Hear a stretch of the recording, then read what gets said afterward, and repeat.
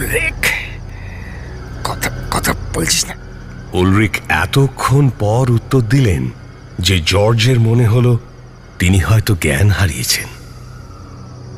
আস্তে আস্তে খুব কষ্ট করে কথা বলতে হলো তাকে।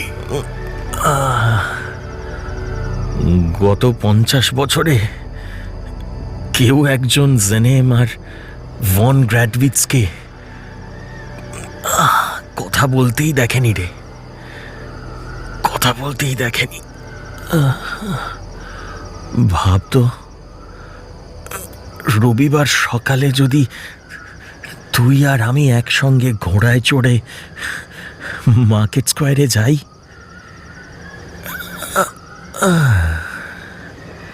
সবাই অজ্ঞান হয়ে যাবে সালা।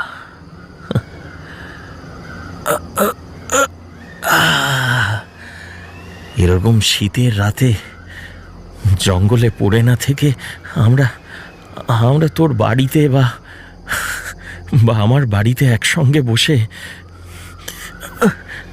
মুরগির রোস্ট আর ওয়াইন ছাঁটাতাম রে, ওয়াইন ছাঁটাতাম।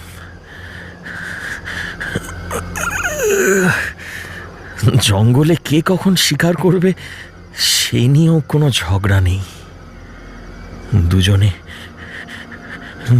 দুজনে একসঙ্গে শিকারে যাব। গোটা এলাকায় কেউ আমাদের সামনে দাঁড়াতে পারবে না সালা,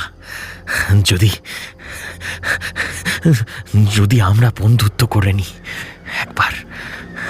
কেউ দাঁড়াতে পারবে না সালা। দুজনেই চুপ করলেন। 50 বছর ধরে যে ঝগড়া চলছে, একদিন সেই ঝগড়া যে এইভাবে মিটমাট হবে তা দুজনের কেউই ভাবেননি। দুজনেই মনে মনে প্রার্থনা করতে লাগলেন যেন তাঁদের লোকই আগে আসে।